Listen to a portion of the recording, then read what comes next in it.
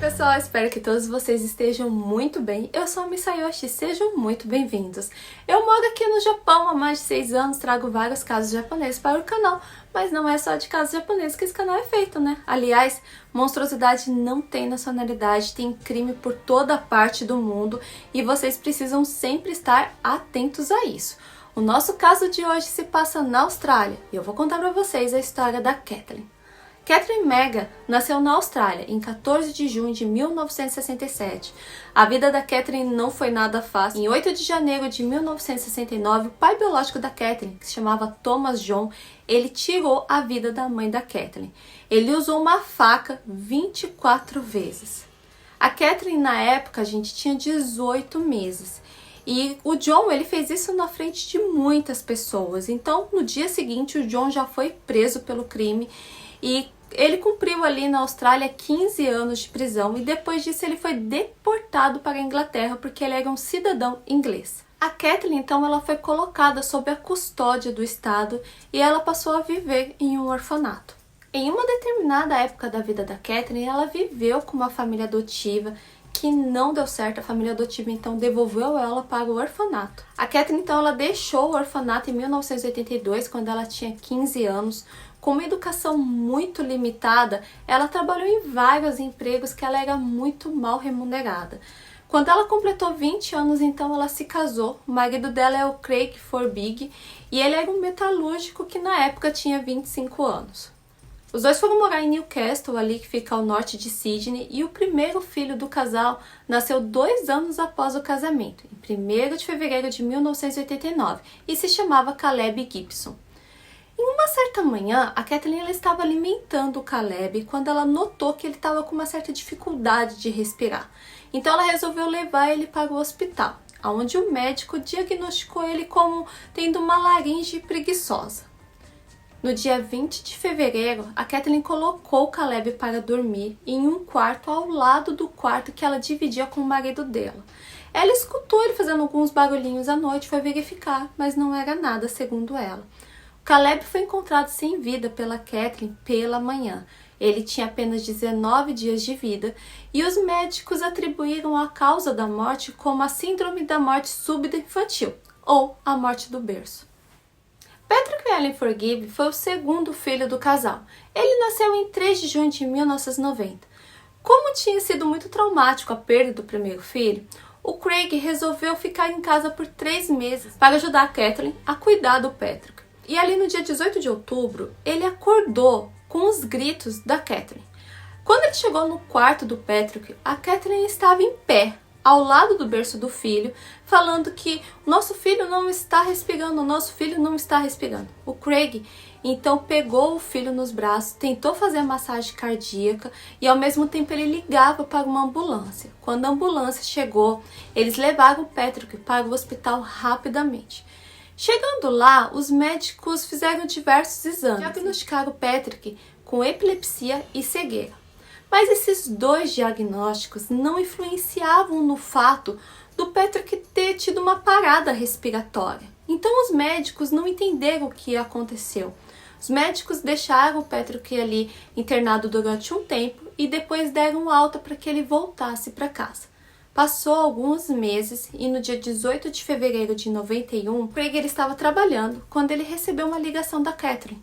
Ela dizia que o Patrick, aos 8 meses de vida, tinha perdido a vida quando estava dormindo.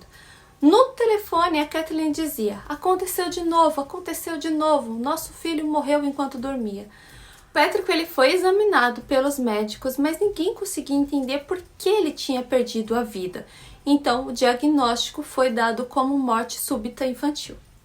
Após a perda de mais um filho, o casal, Kathleen e Craig, mudaram-se para Nova Gales do Sul. Ali, eles queriam um recomeço e a Kathleen engravidou novamente, agora de uma menina que ela batizou de Sarah Kathleen Forgive. A Sarah nasceu em 14 de outubro de 1992 e a Sarah perdeu a vida em 29 de agosto de 93. Com 10 meses de idade. Os médicos não conseguiram entender o que tinha acontecido com a Sarah e atribuíram a perda da vida dela como uma morte súbita infantil, novamente. Em 96, o casal mudou de novo, agora eles foram para Singleton, e em 7 de agosto de 97 nasceu a Laura Elizabeth. E em 27 de fevereiro de 99, a quarta filha do casal perdeu a vida com a idade de 18 meses. Contudo, gente, a Laura já estava muito crescida e para os médicos não era possível que ela também tivesse perdido a vida devido à síndrome da morte súbita infantil. Depois da perda do quarto filho, a Kathleen resolveu que ela não queria mais o casamento, então ela se separou do Craig. E o Craig ficou na casa e a Kathleen saiu da casa. Ela queria recomeçar a ter uma vida nova, só que ela deixou muitos pertences dela dentro da casa. Então ali durante um dia o Craig resolveu que ele queria limpar e se livrar de tudo que era da Kathleen. E ele fez uma descoberta, no mínimo desagradável. Em uma das gavetas da cabeceira ele encontrou os diários da Kathleen, cujo conteúdo mais tarde no tribunal ele disse que fez ele querer vomitar. O Craig pegou todos os diários que ele encontrou da Kathleen e levou diretamente para o departamento de polícia. Ali, ele disse para os policiais que ele sempre teve uma estranha suspeita contra a esposa dele. Mas depois que ele encontrou os diários, essa suspeita se tornava terrivelmente realidade. Nos diários, a Kathleen se mostrava uma mulher muito confusa. Por um lado, ela queria poder provar que ela conseguiria ser uma mãe, assim como todas as outras mulheres. E ela descrevia a sensação de ter um filho crescendo dentro dela e estar impaciente pelo nascimento. Ali ela falava que ela queria logo que a filha dela nascesse. Por um outro lado, a Kathleen também escrevia sobre a frustração de ser mãe, incluindo a incapacidade dela de conseguir amamentar as filhas. Ela também escreveu sobre o ressentimento que ela sentia após cada nascimento, quando a atenção se desviava toda para um novo bebê, descrevendo como uma sensação de abandono. Ela dizia que era exatamente o que ela sentia quando ela era criança, quando ela estava em uma família, mas nunca se sentia como parte daquilo. A Kathleen também escreveu sobre as mudanças de humor que ela tinha. Ela escreveu: "Eu não sei como faço para superar isso. Ajuda, eu quero ajuda." Ela escreveu também os medos mais íntimos dela. Ela temia que o Craig deixasse ela. Ela se sentia ameaçada porque ele brincava sobre o peso que ela ganhava durante as gestações. E nisso ela escreveu: "Preciso perder peso. Eu preciso perder esse peso extra. Ou ele ficará ainda menos apaixonado por mim do que está agora. Eu sei que a aparência física significa tudo para ele." Durante ali a gravidez da Laura, ela escreveu: "Craig disse à noite que aceita que eu não vou ser mais magra. Isso é maravilhoso, mas eu sei no fundo do meu coração que ele quer que eu seja uma esposa magra." E em seguida ela escrevia: "Tenho que começar a mudar minha vida e me tornar uma mãe enérgica para minha filha e uma esposa mais atraente para meu marido. Agora eu tenho meu próprio começo, mas não parece bom o suficiente. Eu sei que o Craig não entende. Ele tem o conhecimento, a estabilidade e o amor de ter irmãos e pais, mesmo que ele opte por ignorá-los às vezes. Eu não tenho ninguém além dele. Parece que isso me afeta tanto. Por que eu me importo tanto?" Conforme os policiais liam ali os diários da Kathleen, eles encontravam mais coisas sinistras escritas. Como, por exemplo, o estresse me fez fazer coisas terríveis. E ela escreveu também sobre lampejos de raivas, ressentimentos e ódio que ela tinha em relação aos filhos. Os diários continham várias indicações que ela não tinha controle sobre a depressão, os sentimentos de ressentimentos que ela tinha sobre ela, sobre os filhos, sobre o marido. Ela escreveu sobre querer acordar o Craig e pedir ajuda a ele. Ela escreveu: "Meu cérebro tem muita coisa acontecendo, memórias não armazenadas e lembranças que eu não consigo ver direito o que está acontecendo. Que Deus ajude o dia que elas aparecerem e eu me lembrar de tudo. Esse será o dia que irão me trancar e irão jogar a chave fora. Algo que tenho certeza que irá acontecer logo." Ela escreveu em um momento especificamente sobre os filhos: "Eu me sinto a pior mãe do mundo. com medo de que ela, no caso seria a Laura, me deixe agora, como Sarah fez. Eu sabia que às vezes eu era mal-humorada e cruel com a Sarah, e foi isso que fez ela sair da minha vida. Eu ajudei um pouco que ela saísse da minha vida. Com todas essas provas, em 19 de abril de 2001, Kathleen Megafor Gibb foi presa em sua casa. Ela foi levada sob custódia e acusada de tirar a vida de seus 4 filhos.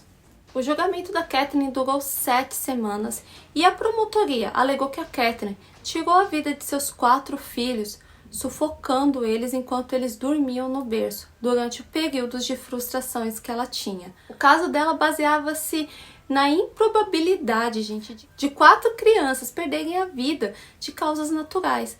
Uma morte súbita pode acontecer, 2 é tragédia. Agora, 3 mortes súbitas infantis é homicídio, disse a promotoria. Em um determinado momento ali durante o julgamento, a Kathleen tentou fugir do tribunal, mas ela foi capturada rapidamente pelos policiais. A defesa da Kathleen argumentou que a Kathleen não tirou a vida dos filhos ou machucou os filhos dela de maneira alguma e que também não tinha sido Craig. Tudo o que aconteceu foi realmente uma fatalidade, que as crianças perdiam a vida de forma natural. Nenhuma das 4 crianças apresentava nenhum tipo de problema de saúde que pudesse explicar essa perda de vida naturalmente. Como elas também não tinham nenhum tipo de marca de sufocamento, não tinha marca nenhuma nas crianças. Kathleen era uma mãe carinhosa, que apontava registros do diário que ela mostrava o cuidado e a preocupação que ela tinha pelos filhos. Os policiais que foram os primeiros a chegar no local, também como os socorristas das ambulâncias, eles também prestaram depoimentos ali e todos disseram que a Kathleen, ela parecia genuinamente perturbada e desesperada quando eles chegaram ali no local. Ela se mostrava muito afetada pela perda dos filhos. Todo o caso foi muito circunstancial, com muito pouco consenso entre os especialistas científicos que testemunharam durante o julgamento. Ou seja, ninguém conseguia provar nada ali do que acontecia. Então, no dia 21 de maio de 2003, a Kathleen foi considerada culpada pelo júri da Suprema Corte de Nova Gales do Sul dos seguintes 3 acusações de assassinato, uma acusação de homicídio culposo e uma acusação de infligir danos corporais graves maliciosamente. Em 24 de outubro de 2003, a Kathleen, com então 36 anos, foi condenada a 40 anos de prisão, sem direito à liberdade condicional. E em 17 de fevereiro de 2005, o tribunal reduziu essa sentença para 30 anos de prisão, sem direito à liberdade condicional. Devido à natureza dos crimes da Kathleen, ela sempre foi mantida em custódia protetiva para evitar possíveis violências de outros presos contra ela durante todos esses anos. E em janeiro de 2021, ela foi atacada por uma outra presa, ela foi violentamente espancada. Em 4 de março de 2021, uma petição assinada por mais de 100 cientistas pediam que o governador libertasse a Kathleen. Segundo essa petição, esses cientistas poderiam provar que existia resposta científica para o que aconteceu com os filhos da Kathleen. Existem evidências genéticas que foram publicadas no ano de 2020, mostrando que pelo menos 2 das filhas da Kathleen tinham uma mutação genética que davam a elas uma predisposição para terem problemas cardíacos. Esses pesquisadores incluíram essa mutação que foi transportada pelos genes da Kathleen para as 2 filhas dela, a Sarah e a Laura. Essas mutações prejudicavam o sistema cardíaco das meninas e os médicos davam um antibiótico para elas, o que prejudicava mais ainda.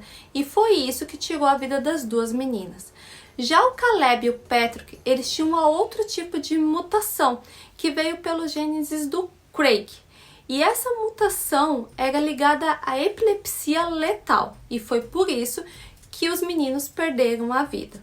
Durante todos esses anos que a Kathleen está presa, ela sempre manteve a inocência dela, alegando que as 4 crianças perderam sim a vida de causas naturais. Em 2021, esses pedidos foram levados até o tribunal, só que foram todos recusados. A Kathleen, ela continua entrando com vários recursos para que ela seja solta, porque segundo ela, o que fez os filhos dela perderem a vida foi a genética. E eu quero saber a opinião de vocês. Vocês acham que é a genética ou que foi a Kathleen que tirou a vida dos próprios filhos? A gente se vê na próxima quinta. Um beijo pra vocês e até lá!